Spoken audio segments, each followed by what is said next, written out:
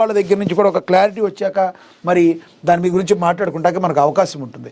ఇక దేవ్జీ రాజిరెడ్డి సహా మావోయిస్టు అగ్రనేతల లొంగుబాటు, ఆసిఫాబాద్ అడవుల్లో తెలంగాణ ఎస్ఐబి ఎదుట లొంగుబాటు, మార్చి 31 నాటికి మావోయిస్టుల నిర్మూలనకు కేంద్రం చర్యలు, అడవులను జల్లెడ పడుతున్న భద్రతా బలగాలు. మనకు తెలుసు ఆపరేషన్ కగార్లో భాగంగా ఈ సంవత్సరం ఎండింగ్ టైంకి ఎటువంటి పరిస్థితుల్లో కూడా మావోలు లేని దేశాన్ని చూడాలని కేంద్ర ప్రభుత్వం అయితే కంకణం కట్టుకున్న నేపథ్యంలో మరి రాష్ట్రాల్లో కూడా ఒరిస్సా కావచ్చు, ఆంధ్రప్రదేశ్ కావచ్చు, తెలంగాణ కావచ్చు, రాష్ట్రాల్లో ఉన్న వాళ్ళందరూ కూడా ఎక్కడికక్కడ లొంగుబాటు చర్యలు అయితే లొంగుబాటు అయితే జరుగుతుంది.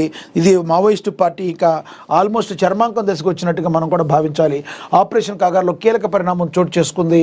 మరి మావోయిస్టు పార్టీ అగ్రనేతలు దేవ్జీ అలియాస్ తిప్పరి తిరుపతి, మల్లారెడ్డి రాజిరెడ్డితో పాటు 16 మంది మావోయిస్టులు లొంగిపోయారు. ఆదివారం ఆసిఫాబాద్ జిల్లా అడవుల్లో తెలంగాణ ఎస్ఐబి ఎదుట వీరంతా లొంగిపోయారు. దేవ్జీ ప్రస్తుతం మావోయిస్టు పార్టీ కేంద్ర కమిటీ సభ్యుడు, సెక్రటరీగా, జనరల్గా కూడా కొనసాగుతున్నాడు. ఇక గతేడాది ఎన్కౌంటర్లో నంబాల కేశవరావు మరణించారు. ఆ తర్వాత మావోయిస్టు పార్టీకి దేవిజీ సారథ్యం వహిస్తున్నారు. ఏడాది మార్చి 31 నాటికి దేశంలో మావోయిస్టులను నిర్మూలించేందుకు కేంద్రం ఆపరేషన్ కగారు పేరిట ప్రత్యేక చర్యలు అయితే చేపట్టింది. ఇక ఈ సందర్భంగా జనజీవన స్రవంతో కలిసి దేశాభివృద్ధిలో భాగస్వాములు కావాలంటూ మావోయిస్టులకు కేంద్రం పిలుపునిచ్చింది. దీంతో పలువురు మావోయిస్టులు ప్రభుత్వం ఎదుట లొంగిపోయారు. మరికొంతమంది ఎన్కౌంటర్లో మరణించారు. పలువురు మావోయిస్టులు అరెస్ట్ అయ్యారు. మరికొంతమంది ప్రభుత్వం ఎదుట లొంగిపోలేదు.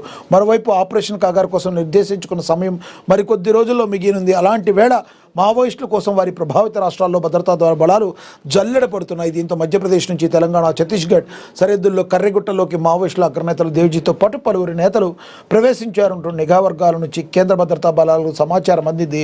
దీంతో కర్రెగుట్టలో ఇటీవల జరిగిన భారీ ఎన్కౌంటర్లో పలువురు మావోయిస్టులు మరణించారు. వీరిలో అగ్రనేతలు ఉన్నారంటూ చర్చ జరిగింది. దేవ్జీ లక్ష్యంగా కర్రెగుట్టలో కూంబింగ్ నిర్వహిస్తున్నట్టు ఎన్కౌంటర్ సమయంలో ప్రచారం జరిగింది. కానీ వీళ్ళైతే లొంగిపోయారు. ఇక మరి ఆల్మోస్ట్ ఇక దీన్ని అయితే ఫుల్ స్టాప్ పెట్టడానికి కేంద్రం అయితే చూస్తుంది. మరి జల్లెడైతే పడుతుంది. వీరందరి గురించి అయితే మనమైతే అర్థం చేసుకోవచ్చు. ఇక దక్షిణాఫ్రికా చేతిలో టీమిండియా ఘోర పరాజయం, 76 పరుగుల తేడాతో భారీ ఓటమి అయితే మూటగట్టుకున్న పరిస్థితి మనమైతే గమనించాం. ఇది మనందరికీ తెలుసు. లీగ్ స్టేజ్లో ఎంతో అద్భుతంగా ఆడిన టీమిండియా మరి చేతులెత్తేసింది. సూపర్ 8 మ్యాచ్లో దక్షిణాఫ్రికాతో జరిగిన మ్యాచ్లో చేతులెత్తేసింది. ఒక్కొక్కళ్ళు ఇంటి ముఖం పట్టారు. ఏదన్నా కొంత భాగస్వామ్యం చేస్తారా అనుకున్న టైంలో ఇషాన్ కిషన్ కావచ్చు, మరి తిలక్ వర్మ కావచ్చు, టపటప ముందు 7 వికెట్లు అయితే పడినాయి. ఆ తర్వాత కాస్త నిలదొక్కుంటాడేమో, ఈ మ్యాచ్లోకైనా ఫామ్లోకి వస్తాడేమో అని అనుకున్న అభిషేక్ శర్మ మరొకసారి నిరాశపరిచాడు. సూర్యకుమార్ యాదవ్ కూడా అలా వచ్చి ఇలా వెళ్ళిపోయాడు. హార్దిక్ పాండ్యా కూడా వెళ్ళిపోయాడు. ఇలా ఎటు చూసినా కూడా ఎవరు కూడా మరి ఇండియాని గెలిపించలేకపోయారు, విజయ తీరాలకు చేర్చలేకపోయారు. సౌత్ ఆఫ్రికా చేతిలో మరి దారుణమైన పరాజయాన్ని మూటగట్టుకున్నారు. ప్రపంచ కప్ T20 2026 సూపర్ 8 పోర్లో టీమిండియాకు ఘోర పరాజయం ఎదురైంది. అహ్మదాబాద్లోని నరేంద్ర మోడీ స్టేడియంలో జరిగిన మ్యాచ్లో దక్షిణాఫ్రికా 76 పరుగులు భారీ తేడాతో భారత్ను చిత్తుగా ఓడించింది. తొలుత బ్యాటింగ్లో, తర్వాత బౌలింగ్లో సమిష్టిగా రాణించిన సఫారీ జట్టు టీమిండియాను అన్ని విభాగాల్లో దెబ్బతీసి అద్భుత విజయాన్ని అందుకుంది. 188 పరుగుల భారీ లక్ష్యంతో బరిలోకి దిగిన భారత జట్టుకు ఆరంభంలోనే గట్టి ఎదురు దెబ్బ తగిలింది. తొలి ఓవర్లో ఇషాన్ కిషన్ డక్అవుట్గా వెనుదిరగ్గా ఆ వెంటనే తిలక్ వర్మ 1కి కూడా పెవిలియన్ చేరాడు. దీంతో 5 పరుగులకే 2 వికెట్లు కోల్పోయి కష్టాలు పడింది. దశలో అభిషేక్ శర్మ 15, కెప్టెన్ సూర్యకుమార్ యాదవ్ 18, కాసేపు 18 పరుగులతో నిలదొక్కునే ప్రయత్నం చేసిన ఎక్కువసేపు క్రీజులో నిలవలేకపోయారు. వాషింగ్టన్ సుందర్ 11 రన్స్కు విఫలమయ్యాడు. ఒకవైపు వికెట్లు పడుతున్న ఆల్రౌండర్ శివం దుబే 37 బంతుల్లో 42 ఒంటరి పోరాటం చేశాడు.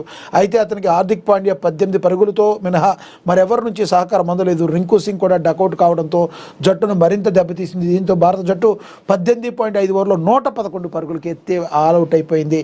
దక్షిణాఫ్రికా బౌలర్లో మాల్కో ఎన్సన్ 4 వికెట్లతో చెలరేగ్గా కేశవ్ మహారాజ్ 3, కార్బిన్ బాష్ 2 వికెట్లు పడగొట్టాడు. అంతకుముందు టాస్ గెలిచి బ్యాటింగ్ ఎంచుకున్న దక్షిణాఫ్రికాకు ఆరంభంలోనే గట్టి ఎదురు దెబ్బ తగిలింది. షాకీ తగిలింది. జస్ప్రీత్ బుమ్రా అద్భుతమైన బౌలింగ్తో క్వింటన్ డికాక్ 6, రాయన్ రికెలెక్టన్ 7 పరుగులు అవుట్ చేయగా హర్షదీప్ సింగ్ కెప్టెన్ మార్క్రమ్ 4ను పెరువేనుకు పంపాడు. దీంతో సఫారీ జట్టు 20 పరుగులకే 3 వికెట్లు కోల్పోయి కష్టాలు పడింది. ఈ సమయంలో డొవాల్డ్ బ్రేవిస్ 45, డేవిడ్ మిల్లర్ 63తో అద్భుత భాగస్వామ్యం నెలకొల్పారు. వీరిద్దరు ఇద్దరు భారత బౌలర్లపై ఎదురుదాడికి దిగి స్కోర్ బోర్డును పరుగులు పెట్టించారు. ముఖ్యంగా మిల్లర్ కేవలం 35 బంతుల్లో 7 ఫోర్లు 3 సిక్సర్లతో విధ్వంసం సృష్టించాడు.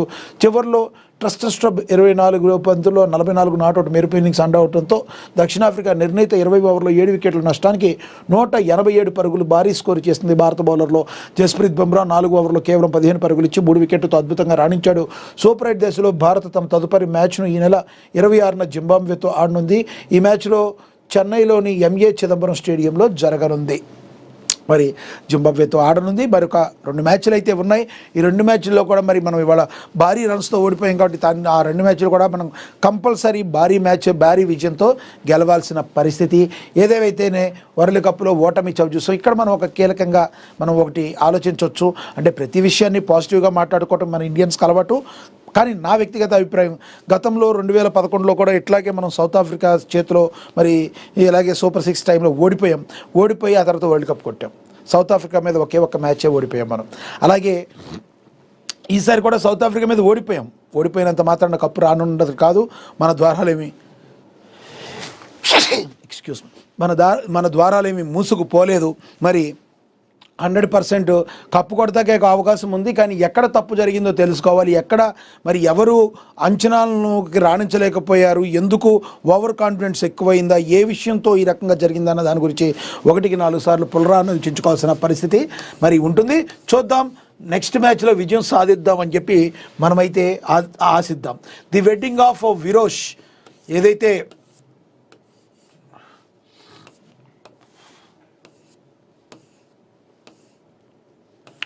పెళ్లిని అధికారికంగా ప్రకటించిన విజయ్ దేవరకొండ, రష్మిక అభిమానులు సృష్టించిన విరోష్ అనే పేరు పెళ్లికి ఖరారు చేశారు. ఫిబ్రవరి 26న పెళ్లి, మార్చి 4న రిసెప్షన్ జరుగుతుంది. మనకు తెలుసు టాలీవుడ్ జంట మరి ఎవరైతే విజయ్ దేవరకొండ, రష్మిక మరి ఉన్నారో, మరి గీతా గోవిందం దగ్గర నుంచి కూడా వాళ్ళు ఒక హిట్ పేరుగా మరి తమదైన శైలిలో ముందుకు దూసుకుపోయారు. ఆ తర్వాత డియర్ కామ్రేడ్ సినిమా చేశారు, ఆ తర్వాత మరో సినిమా చేశారు. ఇలా టాలీవుడ్ స్టార్ జంట విజయ్ దేవరకొండ, రష్మిక మందాన తమ పెళ్లి కబురును అధికారికంగా ప్రకటించారు. ఎంతో కాలంగా వీరిద్దరి వివాహంపై వస్తున్న ఊహాగానాలకు తెరదించుతూ తమ పెళ్లి వేడుకకు ది వెడ్డింగ్ ఆఫ్ విరోష్ అనే పేరు పెట్టినట్టు సోషల్ మీడియా వేదికగా వెల్లడించారు. ఈ పేరును తమ అభిమానులు మరి గౌరవార్థం పెట్టుకుని చెప్పిన వారికి ప్రత్యేకమైన గౌరవాన్ని ఇచ్చారు. తమ వివాహానికి ఈ పేరు పెట్టడం అనుకున్న కారణాన్ని జంట వివరించింది. విరోష్ అనే పేరు